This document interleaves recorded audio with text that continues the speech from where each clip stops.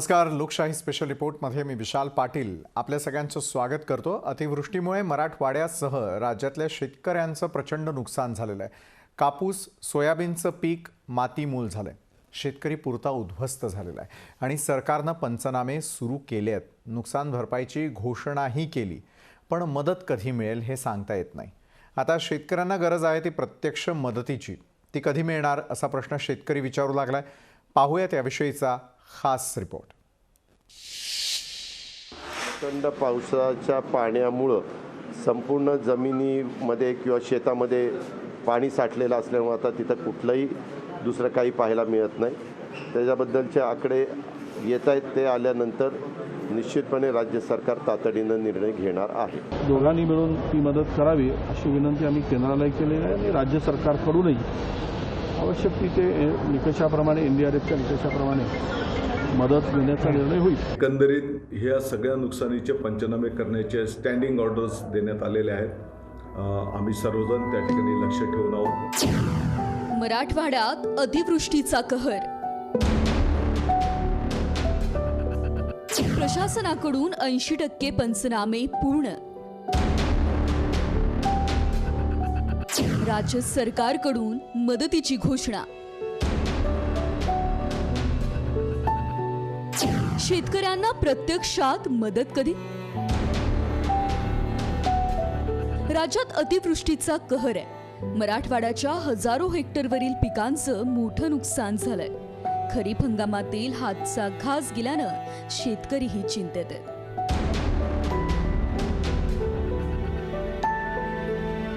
हे दृश्य पहा. सोयाबीन सडून गेलंय.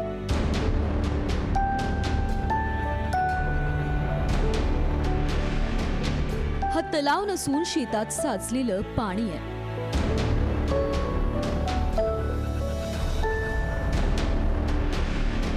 ही परिस्थिती अवघ्या मराठवाड्याची आहे. या नुकसानीचे पंचनामे 80% पूर्ण झाल्याची माहिती राज्याचे मदत आणि पुनर्वसन मंत्री विजय वडेट्टीवारांनी दिली आहे.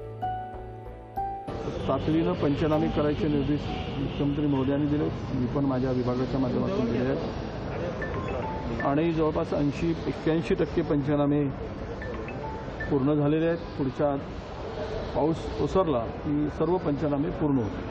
दोघांनी मिळून ती मदत करावी अशी विनंती आम्ही केंद्राला केलेली आहे आणि राज्य सरकारकडूनही आवश्यक तिथे निकषाप्रमाणे NDRFच्या निकषाप्रमाणे मदत देण्याचा निर्णय होईल.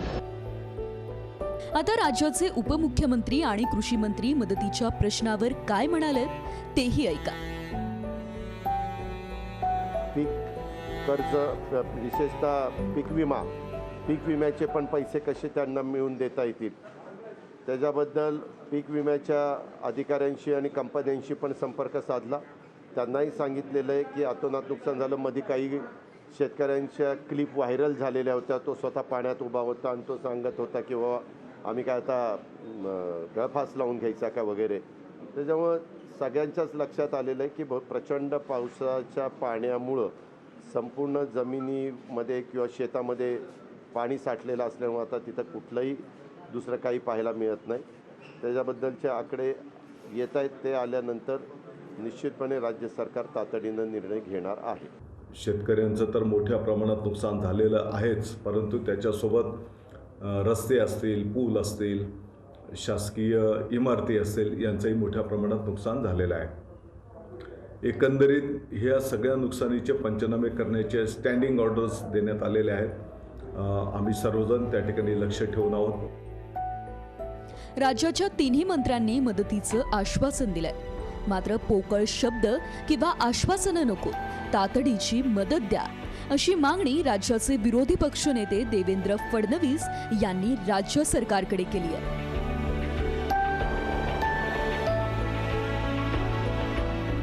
तर खासदार नवनीत राणा यांनी केंद्रीय कृषी मंत्री नरेंद्र सिंग तोमर यांची भेट घेऊन राज्यातील अतिवृष्टीची माहिती दिली आहे. तसंच राज्याला तातडीने मदत देण्याची मागणीही राणांनी यावेळी केली. आपले देशाचे केंद्रीय मंत्री कृषी मंत्री नरेंद्रसिंग तोमर साहेबांना आपण भेटायला आलो होतो आणि आपली पूर्ण महाराष्ट्राची परिस्थिती त्यांना मी सांगितली की मराठवाड्यामध्ये जे शेतकऱ्यांचे शेताचे शेतं ह्या पाणीमध्ये वाहून गेले पावसामुळे आणि काही विदर्भामध्ये काही जिल्ह्यांमध्ये अशीच परिस्थिती आहे. त्यांना मदतीचा हात या केंद्रांनी नक्की द्यावी, कारण आमच्या शेतकऱ्यांची परिस्थिती खूप बिकट झालेली आहे. आता सत्ताधाऱ्यांच्या घोषणा झाल्या, राज्यातील नेत्यांचे दौरेही झाले. आता प्रत्यक्षात मदत कधी मिळते हे पाहणं महत्त्वाचं ठरेल. ब्युरो रिपोर्ट, लोकशाही न्यूज.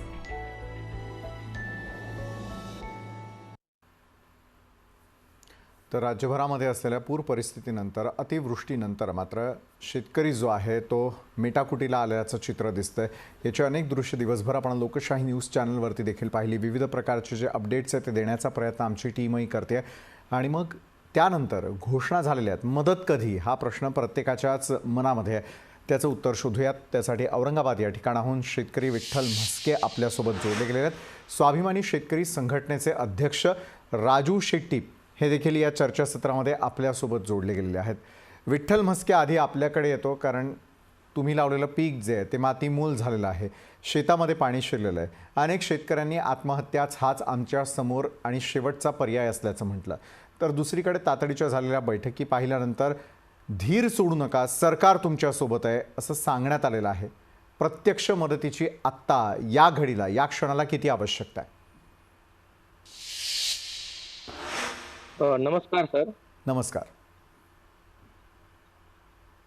हो, शेतकऱ्याच्या बांधावरून नाही तर शेतकऱ्याच्या अंतःकरणातून या सरकारला विनंती करतो की जे सध्या अतिवृष्टीमुळे नुकसान झालंय, एक प्रकारचं नुकसान नसून शेतकरी स्वप्नावरती पाणीच फेरल्या गेलेलं आहे. आणि त्यात आता सरकारने परत एक नियम काढला, ई पीक पाहणी. माझी एक सरकारला विनंती आहे की ज्या शेतकरी बापाला राजा म्हटलं जाते या महाराष्ट्र राज्यामध्ये, कृषीप्रधान देशामध्ये, ई पीक पाहणी ते ऍप डाउनलोड करणं त्याला शक्य आहे का? किंवा जे आता सध्या सगळ्यात आपण टीव्हीवरती बघतोय ही नुकसान भरपाई सरकारपर्यंत जात नसेल का? त्यामुळे सरसकट कर्जमाफी ही सरसकट नुकसान भरपाई, ओला दुष्काळ हा जाहीर करावा आणि तातडीने मदत त्याच्या खात्यावरती यायला हवी. मागील वर्षी ही नुकसान भरपाई, ओला दुष्काळ जाहीर झाला 10,000 रुपये हेक्टरी, घोषणा होती 25,000 रुपयाची, झाली मात्र 10,000 आणि खात्यावरती आली मात्र 4,500 रुपयाने. अजून अख्खा महाराष्ट्र त्या मागच्या ओल्या दुष्काळाचीच मदतीची प्रतीक्षा करतोय आणि आता नव्याने पुन्हा हे संकट सामोरे आलंय. बरोबर, दुहेरी संकटामध्ये यावेळेला शेतकरी जो आहे तो अडकलेला आहे. शेतकऱ्यांची व्यथा जाणून घेण्यासाठी विठ्ठल म्हस्के मी आपल्याकडे पुन्हा एकदा येणार आहे. त्यानंतर राजू शेट्टी यांच्याकडे जाऊयात. राजू शेट्टीजी, एक शेतकरी नेता म्हणून सातत्यानं तुम्ही शेतकऱ्यांची बाजू ही सरकारसमोर मांडत असता, मात्र सरकार दरबारातून मिळालेली आश्वासनं आणि त्याची पूर्तता यामध्ये होणारी दिरंगाई, त्यामुळे अनेक वेळेला झालेल्या नुकसानाची मदत थेट शेतकऱ्यांना मिळत नाही. या क्षणाला सरकार ज्या प्रकारच्या घोषणा करताय, तुम्ही समाधानी आहात का? मी अजिबात समाधानी नाही, कारण सरकार घोषणा करते परंतु प्रत्यक्षामध्ये कुठली अंमलबजावणी होत नाही. अगदी उदाहरण द्यायचं असेल तर कोकणात आणि पश्चिम महाराष्ट्रामध्ये, विशेषतः सांगली, कोल्हापूर आणि रत्नागिरी जिल्ह्यामध्ये 22 जुलैला प्रचंड मोठा महापूर आला. आता हा महापूर ओसरला त्याला 2.5 महिने झाले तरी अद्याप लोकांना मदत पोचलेली नाही. अति तातडीची मदत असं जे म्हणतात त्याला सानुग्रह अनुदान, एक तर सरकारनं आता शब्दकोशातल्या शब्दाचा अर्थ बदलावा, तातडीच्या ऐवजी अति तातडीचं म्हणायचं आणि 2.5 महिन्याचे पैसे द्यायचे नाही. हा कुठला न्याय आला आहे? शेतकऱ्यांचं जे नुकसान झालं या ह्याच्यामध्ये महापुरामध्ये, त्या शेतकऱ्यांच्या वाट्याला अजूनही काही आलेलं नाही. एवढंच नव्हे तर शेतकऱ्याला किती देणार याची घोषणा अजून 2.5 महिन्यामध्ये झाली. फक्त आधी म्हटले पंचनामे होऊ देत, पंचनामे होऊन आता महिना होऊन गेला तरी शेतकऱ्यांना किती देणार हे महापूरग्रस्त शेतकऱ्यांना अजून कळालेलं नाही. आता गेल्या 2-4 दिवसामध्ये मराठवाड्यात आणि विदर्भातल्या काही भागामध्ये मोठ्या प्रमाणामध्ये पाऊस पडला, ढगफुटी झाली. त्याच्याबद्दल काही बोलायला तयार नाही. नदीच्या काठाला किंवा ओढ्याच्या काठाला असणारे छोटे छोटे टपरीधारक असतील, छोटे छोटे दुकानदार असतील किंवा व्यापारी असतील, त्यांचं जे नुकसान झालेलं आहे त्याच्याबद्दल सरकार काही बोलायला तयार नाही. आणि फक्त एवढाच दिलासा दिला जातो की सरकार पूरग्रस्तांच्या पाठीमागे, अतिवृष्टीग्रस्तांच्या पाठीमागे खंबीरपणे उभा आहे, घाबरू नका आणि सरकार तुम्हाला काही करून देणार नाही. पण प्रत्यक्षात सरकार काहीच देत नाही, अशी सध्या अवस्था आहे. प्रत्यक्षात सरकार जर काही देत नसेल तर मग शेतकऱ्यांसमोर आता पर्याय काय राजू शेट्टीजी? काल काही व्हिडिओज आपल्यापर्यंतही आलेले असतील, जे व्हिडिओज व्हायरल झाले होते शेतकऱ्यांचे, की अक्षरशः टाहो फोडलेला होता शेतकऱ्यांनी. मरणाशिवाय किंवा आत्महत्येशिवाय कुठल्याही प्रकारचा पर्याय नाही असं त्यांचं म्हणणं आहे. मान्य आहे की आलेलं संकट जे आहे ते अस्मानी असलं तरी देखील सुलतानी संकटाला सामोरं जायला आता शेतकरी जो आहे त्याच्यामध्ये कुठल्याही प्रकारची ताकद उरलेली नाही आहे, हतबल झालेला आहे. मग अशा वेळेला ओला दुष्काळ जाहीर करा असं राज ठाकरे म्हणतात. मुख्यमंत्री म्हणतात की मी जातो आणि त्या ठिकाणी जाऊन सगळे जे ते दौरे करण्यासाठी तयार आहे. मदत आणि पुनर्वसन मंत्री विजय वडेट्टीवारजी यांचं म्हणणं आहे की तातडीची मदत जी ती पोहोचवली जाईल. प्रत्यक्षात काही घडताना दिसून येत नाही. मान्य आहे दौरे महत्त्वाचे आहेत, सर्व गोष्टी महत्त्वाच्या आहेत, मात्र जो बळीराजा यावेळेला आता मरणाच्या उंबरठ्यावरती उभा आहे, आत्महत्या होऊ द्यायच्या नसतील तर काय करूयात राजू शेट्टीजी? कशा आत्महत्या संपतील? त्या मुरदाड लोकांच्या पर्यंत शेतकऱ्यांचा आक्रोशच पोचणार नसेल, त्यांनी कानाचे पडदे बंद केले असतील तर कशा शेतकऱ्यांच्या आत्महत्या थांबतील? यावर्षी सुदैवानं चांगला पाऊस झाला होता, पीक पाणी चांगलं होतं, उडीद चांगला आला होता, सोयाबीन चांगलं आलं होतं, भुईमूग चांगला आला होता. केंद्र सरकारनं 12 लाख टन सोयाबीनची पेंड आयात केली. आयात करण्याचा निर्णय घेतला का ती 4 लाख टन पेंड आयात झाली आणि सोयाबीनचे भाव 12,000 रुपये क्विंटलवरनं 4,500-5,000 रुपये क्विंटलपर्यंत खाली आहे. आणि सोयाबीन कुठं पिकते? जिरायती पट्ट्यामध्ये पावसावर अवलंबून असणाऱ्या शेतीमध्ये सोयाबीनचं पीक घेतलं जातं. म्हणजे सर्वाधिक आत्महत्या ज्या भागामध्ये होतात त्या भागामध्ये सोयाबीनचं पीक घेतलं जातं. पण त्या सोयाबीनला चांगला भाव मिळत असताना केंद्र सरकारला सोयाबीन आयात करायची काही गरज होती का? सोयाबीनची पेंड आयात करायची काही गरज होती का? पण काही व्यापाऱ्यांना, काही दलालांना फायदा व्हावा म्हणून सोयाबीनची पेंड आयात करायचा निर्णय घेतला. कधी? ज्यावेळी शेतकरी आपला सोयाबीन बाजारामध्ये विकायला येणार होतात त्याच वेळी. तुम्हाला मुहूर्त साधायचा होता आयातीचा, तर तुम्ही मार्चमध्ये का नाही आयात केलं? कदाचित त्याचा बाजारपेठेवर परिणाम झाला नसता. पण आता आयात केला म्हणजे शेतकऱ्यांच्या आत्महत्या थांबवण्यासाठी हे सरकार, केंद्र सरकार गंभीर नाही. राज्य सरकारच्या बाबतीत बोलायचं झालं तर ही एवढी मोठी राष्ट्रीय आपत्ती आली, नैसर्गिक आपत्ती आली, सरकार फक्त भाषणं आणि पोकळ आश्वासनाच्या पाठीवर काय देत? तुमच्याकडे पैसा नव्हता तर लॉकडाऊनच्या काळामध्ये 6-6 महिने, 8-8 महिने सरकारी कार्यालय बंद होती. सगळे सरकारी लोक घरात बसून पगार खात होते. त्यांना अर्धा पगार का नाही दिला? तुमच्याकडे पैसे नव्हते तर. पण नाही, त्यांना वेळेवर पगार दिला. अगदी कर्ज काढून इकडनं तिकडनं पैसे गोळा करून तुम्ही त्यांचे पगार वागवणार. मात्र आज ज्या बळीराजाला मदतीची गरज आहे त्याला मात्र तुम्ही मदत करणार नाही. हा कद्रूपणा कशासाठी? शेतकरी काही बोलत नाही म्हणून. आणि मला सरकारला एवढाच इशारा द्यायचा आहे की जर असंच मुरदाडपणे वागत राहिला तर हे आक्रोश करणारे शेतकरी एक दिवस रस्त्यावर येऊन तुमच्या उरावर बसल्याशिवाय सोडणार नाही. शेतकऱ्यांना उरावरती बसण्याची वेळ येणार का? त्याचबरोबर सरकारवरती थेटपणे जे आहे ते आसूड ओढण्याची वेळ येणार का? थेटपणे जाऊयात विठ्ठल म्हस्के यांच्याकडे. विठ्ठल म्हस्के जी आपण ऐकलं असेल राजू शेट्टी जे शेतकरी नेते, त्यांचं म्हणणं आहे की सरकार दरबारी सर्व व्यथा मांडण्याचा प्रयत्न सुरू आहे. मात्र प्रत्यक्षात ज्या ठिकाणी तुम्ही या क्षणाला शेती करता आहात किंवा मराठवाड्याचा जर पूर्ण विचार केला, किती एकर शेती या क्षणाला पाण्याखाली आहे? कुठल्या पिकांना याचा सर्वाधिक फटका बसलेला आहे? कारण शेतकऱ्यांचं एक नियोजन होतं की पूर्वीचा दुष्काळ, दुष्काळानंतर योग्य रीतीनं आलेला पाऊस आणि पावसानंतर आता हाती आलेलं पीक, हातातोंडाशी आलेला घास यंदाच्या अतिवृष्टीनं हिरावून नेलेला आहे. पैशांच्या बाबतीत असेल, त्याचबरोबर मानसिक आणि शारीरिकरित्या पाहायचं गेलं तर शेतकऱ्याचं किती नुकसान या क्षणाला आहे. पूर्ण आढावा मराठवाड्याचा घेऊयात. विठ्ठल म्हस्के. नमस्कार. जसं सांगितलं राजू शेट्टी सरांनी की जे सोयाबीन जेव्हा शेतकऱ्याला पेरणीची योग्य वेळ असते तेव्हा मात्र ते महागाईने विकले जातं. मागील वर्षी हजारो तक्रारी सोयाबीनच्या बोगस बियाण्याच्या झाल्या होत्या. त्यावरती सरकार दखल घ्यायला तयार नाहीये. पण आज जेव्हा सोयाबीन काढणीची वेळ आली, काढणीची म्हणण्यापेक्षा त्याच्या हातात काही आलंच नाही. आता शेतामध्ये कमरे इतकं पाणी आहे आणि त्यात सोयाबीन आहे. त्यात तो काढेल काय आणि विकेल काय? त्यात 12,000वरून 6,000 त्याचा भाव झालाय त्या सोयाबीनचा. बरोबर. तसं त्यांनी सांगितलं ती गरजच नाही ना सोयाबीन आयात करण्याची. आणि दुसरी गोष्ट म्हणजे सोयाबीन आयातीचं धोरण असेल किंवा अशा प्रकारची सरकारी धोरणं बदलतात. विठ्ठलजी, आपला थोडा आवाज जो होता आमच्यापर्यंत येताना काही तांत्रिक अडचणी येतात. पुन्हा एकदा मी या दोन्ही मान्यवरांबरोबर चर्चा करणार आहे. मात्र तत्पूर्वी स्पेशल रिपोर्टमध्ये वेळ झाली एका छोट्याशा ब्रेकची. आम्ही लगेच परत.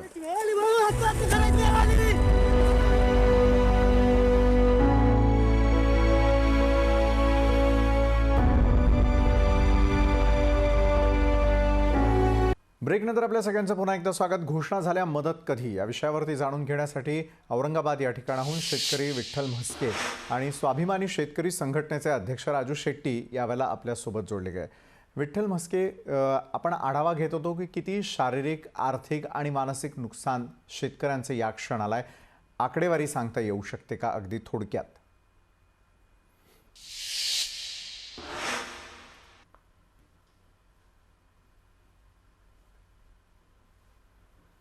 विठ्ठल म्हस्के, माझा आवाज येतोय आपल्यापर्यंत?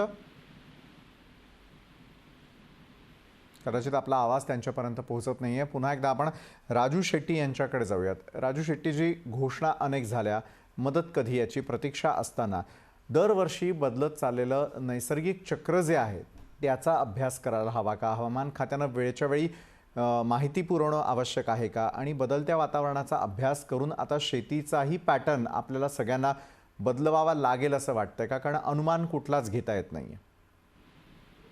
निश्चितच, कारण वैश्विक तापमान वाढीनंतर त्याचे हळूहळू परिणाम आपल्याला दिसायला लागलेले आहेत.